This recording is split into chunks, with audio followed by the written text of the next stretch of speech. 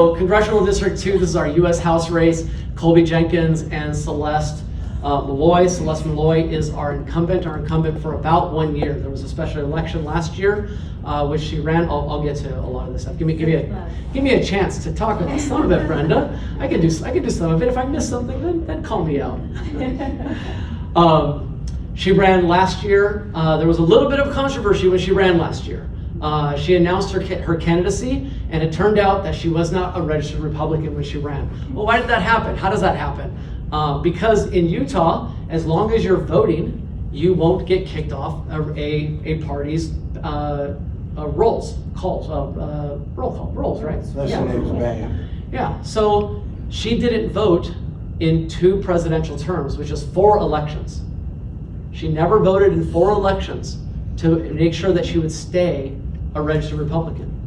Now, she shouldn't have been allowed to run, and Deidre Henderson, as the lieutenant governor, called her really quick. I think it was 4 days after, and said, "Oh, hey, you're not registered. Better go do it quick." And she did. And there was a brief lawsuit, and the judge said, "I don't want to get involved in this, and we're going to let her run." All right, so that's in the past. That's a year ago. She's registered now, but she never voted in 2 presidential elections. And just to remind you what the last 2 presidential elections were, that was 2016 and 2020. Does everybody remember who the candidates were, who the Republican candidates were? The candidate was for president for 2016 and 2020. She didn't vote.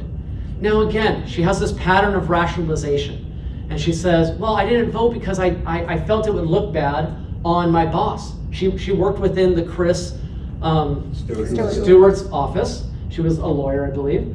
And she felt somehow her private vote would be visible, and people would then associate her vote with Chris Stewart. It doesn't ring true to me. It doesn't ring true. I think you can look at things and say, we all know our vote is private. You know, her vote when she did it is private. If she were asked, hey, who did you vote for? She could decline to say. If she felt like, well, I don't want to say because I don't want it to look bad. I don't want it to reflect on my boss, whichever way the vote was. But she didn't vote. She didn't vote. Voting is an important privilege that we have in this country, and we must exercise it.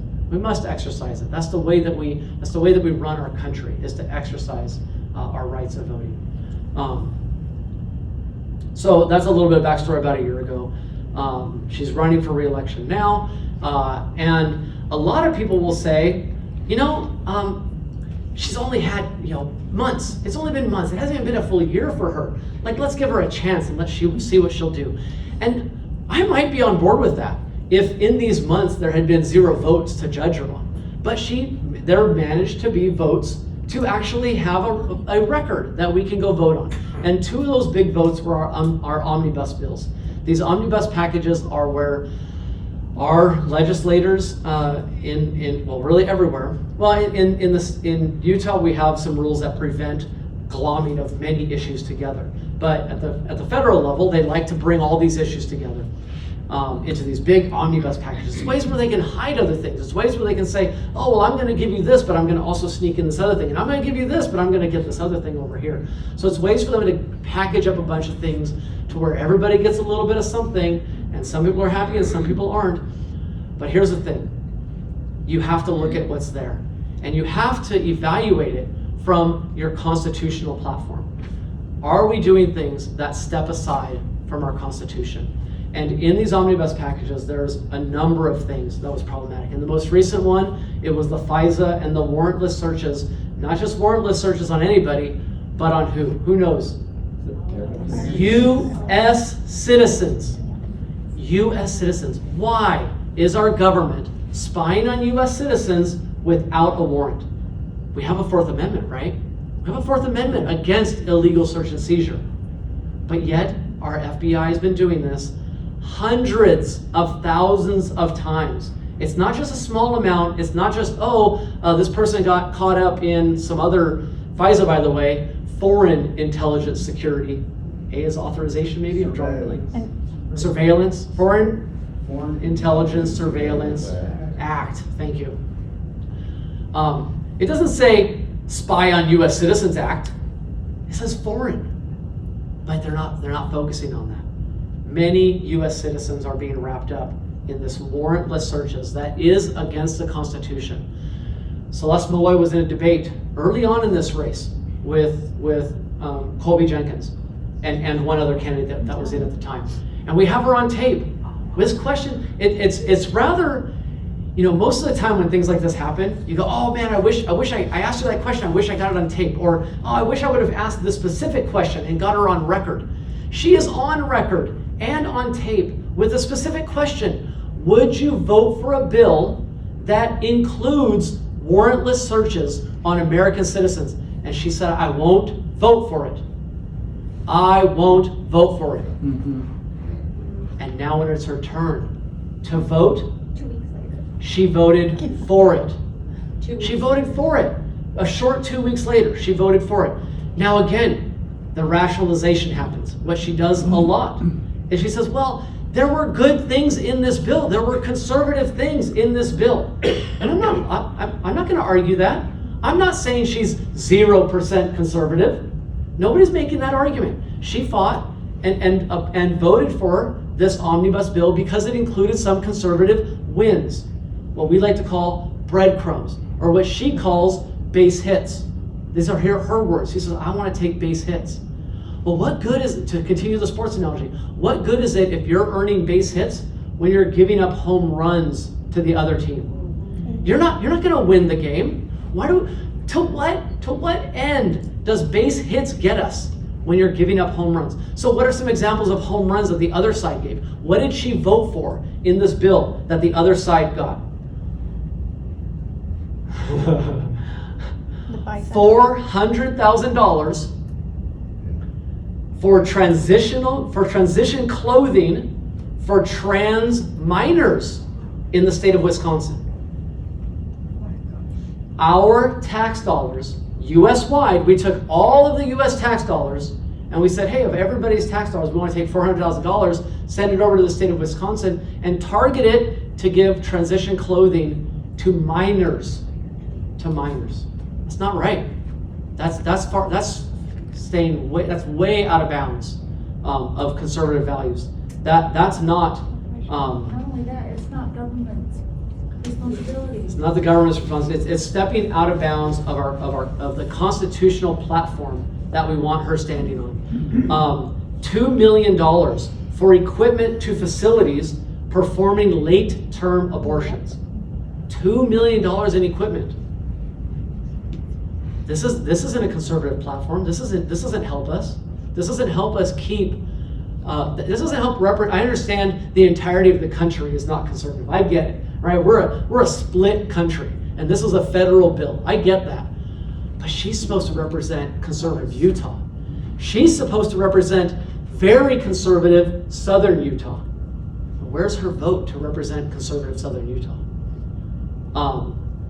$500 million for the country of Jordan to protect their borders. $0 for US to protect their borders. Now, some people will lie to you and say, oh, but it was called the Border Security Bill. That's what they want to try to tell you to think to sell it. There was no border security in there. There was funding for additional Border Patrol agents, of which they tell Border Patrol agents, don't send them back, don't stop them from crossing over, escort them into housing. Give them a place to stay. Give them a bus ticket. Give them a plane ticket. Move them to the interior of our country. That's what Border Patrol is being directed to do. This bill gave Border Patrol more money for them to do more of the same of what they're doing, which is not securing our border. So this was not a border security bill. All right, let me play. Speaking of the border. This is great. This is what Celeste had to say when we asked her about closing the border and what are we going to do with the illegal immigrants that are coming across the border. Why are we allowing people who want to come here to work come here to work? Because we don't have enough people to fill all the jobs. Like, this is not a state where people are coming here and taking jobs from people who live here. We have jobs that are going unfilled. The ski industry, the tourism industry, the ag industry, they're all starving for more workers. And they can't hire enough workers here. So that's why we're allowing people to come here. That's why we're allowing people to come here. We have jobs to fill.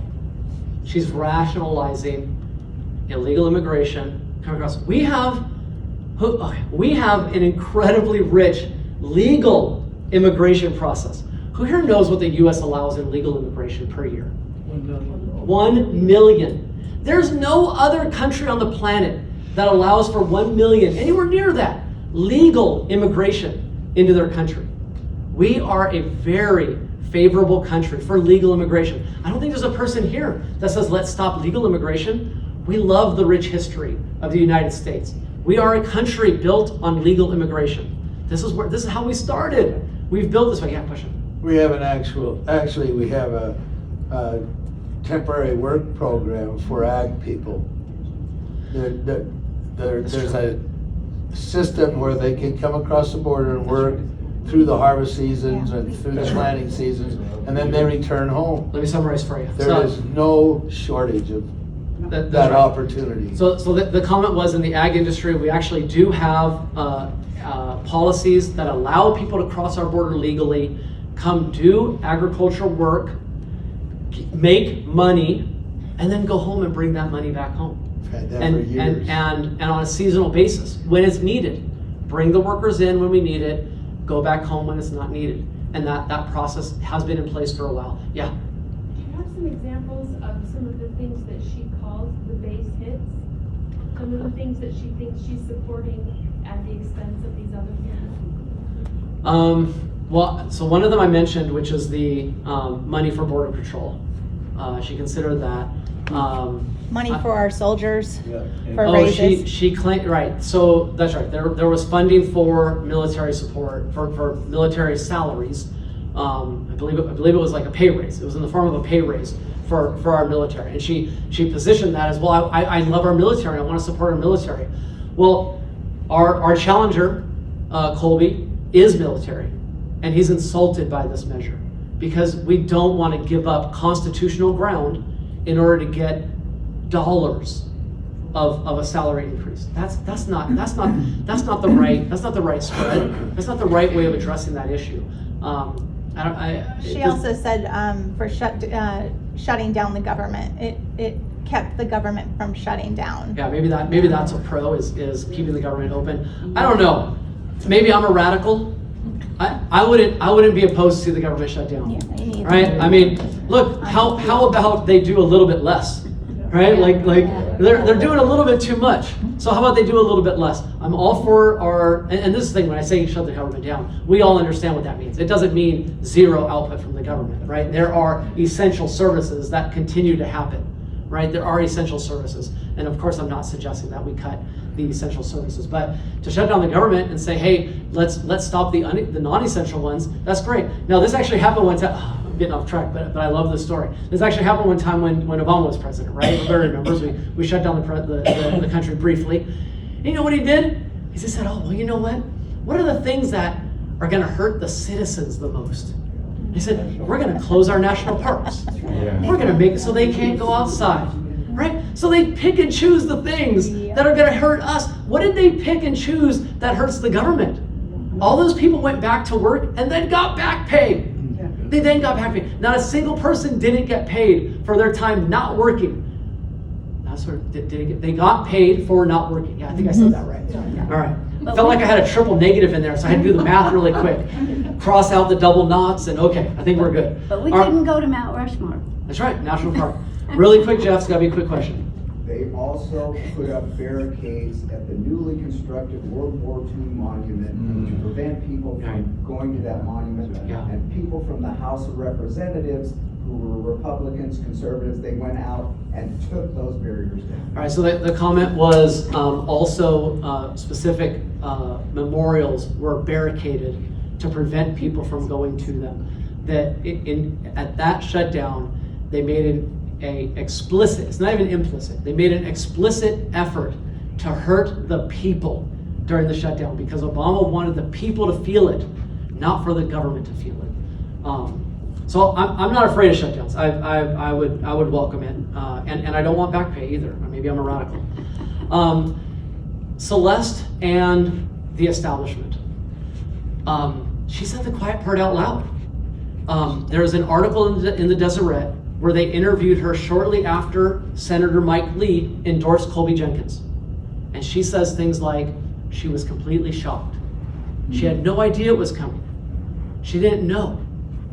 She was shocked that the Utah delegation didn't stick together.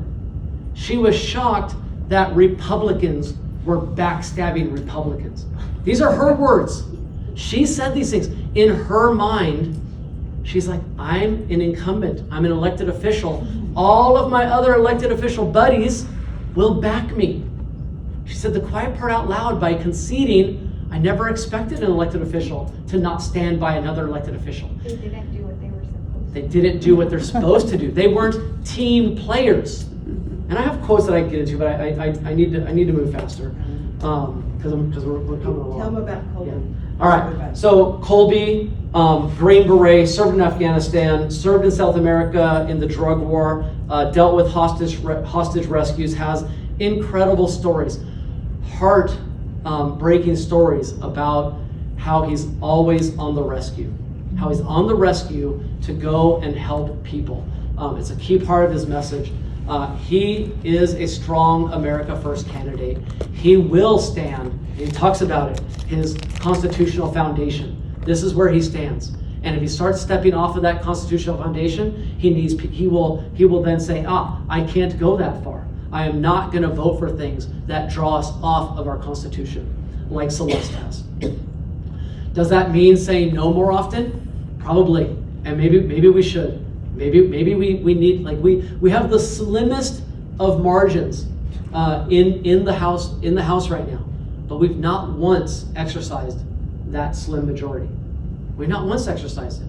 We've had Republicans switch over and vote with Democrats on issues, and we've not yet had them stick together. And, okay, another jag. Sorry. The Republican Party. Why does the Republican Party exist? It only exists for the benefit of joining people together, like-minded enough people together. It doesn't mean 100% like-minded. It means like-minded enough. It means sometimes I might have a candidate that I disagree with 20% of the time. It might mean I have another candidate that I only agree with 87% of the time. The differences can exist, but when push comes to shove, we then have to say, in order for us to have a voice as a party, now the Democrats understand this very well. The Democrats vote lockstep every single time, and that's how they draw their power. But Republicans, we're this big tent of ideas. We're a larger set of diverse ideas. We welcome it. We want this challenge within our conservatism. We love to have these debates about what's conservative and what's more conservative. But when it comes to a Republican versus a Democrat, the purpose of the party is to join like enough minds together.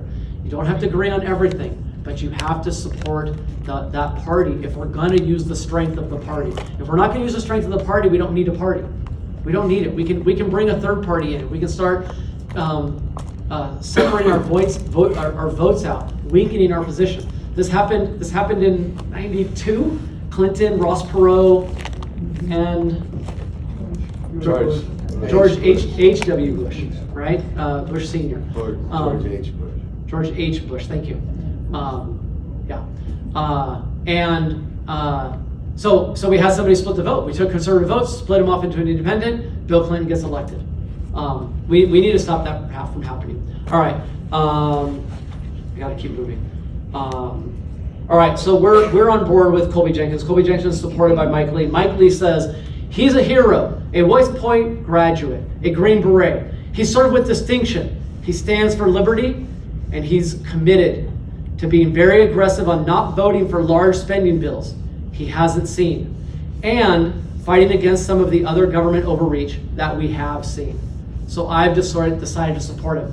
This was very courageous of Mike Lee to do. Very courageous. It doesn't happen. It doesn't happen for a sitting senator to come across to the other side and say, to the other house and say, I'm going to support a challenger. A challenger. It doesn't happen, but this is what shows you the strength of Colby. Now, Colby had Mike Lee talk to him and do a rigorous vetting.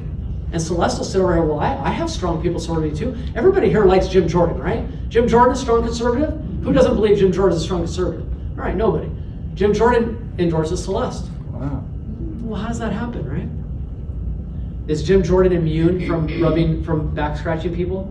He's not. This happens a lot. Did Jim Jordan talk to Colby? Right. No, he did not. No vetting. No vetting. He didn't take the time to say, let me evaluate both candidates. Let me actually do it. He took the Celeste helped me on a bill. I'm going to go endorse her and endorse her. Right? That's how politicking works. Yeah. Can you give us a quick comparison of the money situation between Colby and Celeste? A what situation? Money. The funding. Okay. Money wise in total, I didn't write down, but Celeste has a ton more money. I think it's like double the amount. I did go find one nugget as I was geeking out on all the data. I went and broke it out by state. And I said, where's the money coming from by state? And I'm like, you know what's interesting is how about Virginia and DC? Who are those people contributing to? Celeste has $90,000 in donations from Virginia and Washington, D.C. Colby Jenkins, $5,000. Right? So Celeste has created a network of friends, a network of colleagues, a network of supporters in D.C. and in Virginia that a challenger wouldn't have, of course.